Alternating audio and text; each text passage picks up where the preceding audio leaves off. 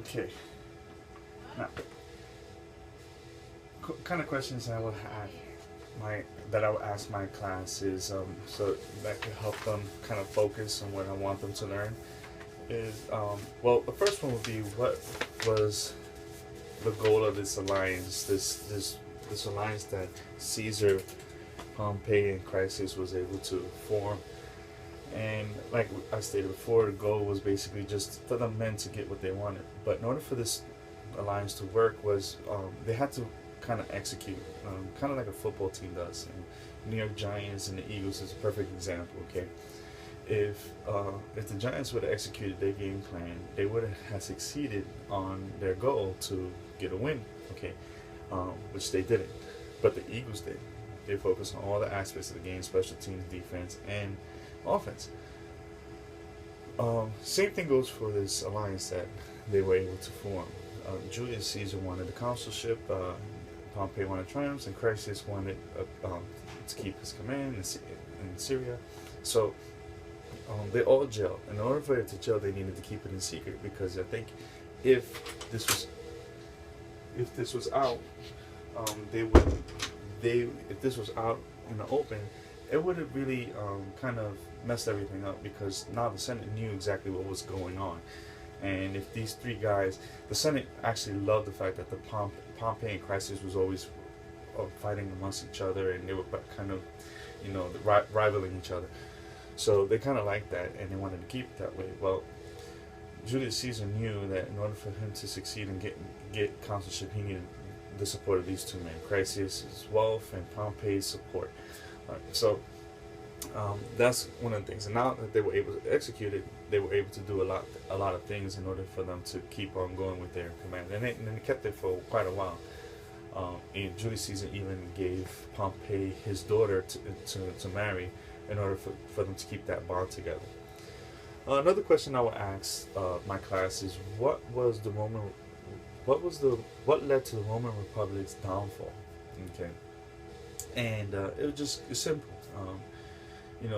Once if you could kind of chop one of those guys down, and remove them out of the picture, then if you remove one, then the other two would fight, right? And that's basically what it came down to. Now they rival each other now because you don't have a third wheel to kind of maintain the balance. Now it's just the constant struggle between two.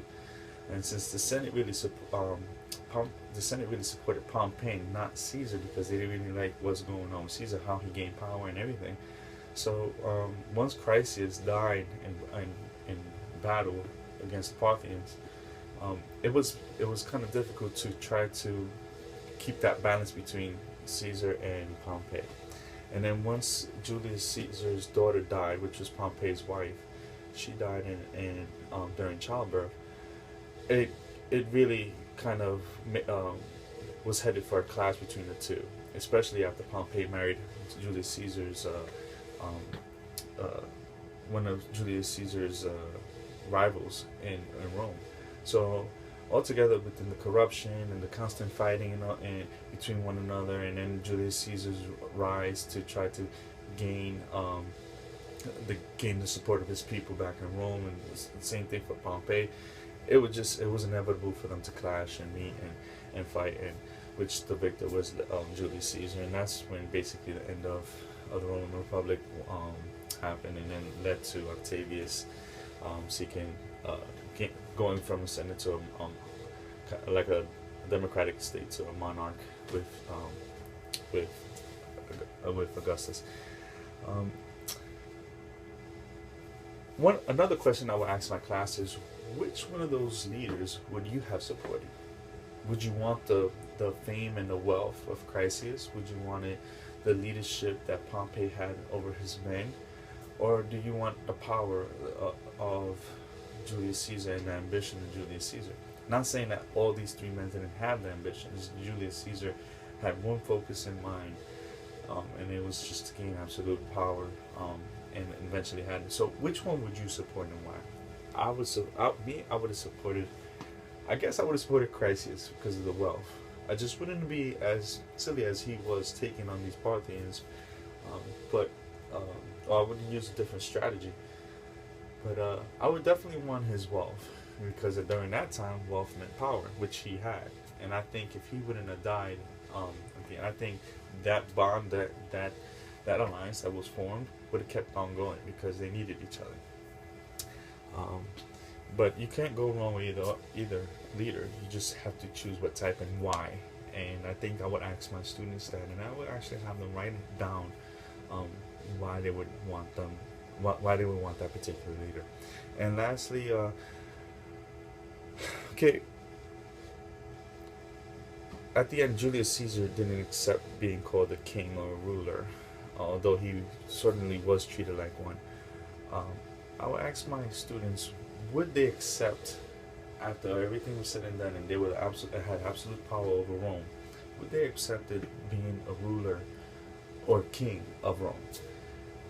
And I think, as far as what I think I would have chosen to give that power back to the Senate um, with me as like sort of like what kind of government we have right now, where you have the president, but you have the Senate, and you have the legislation that we have.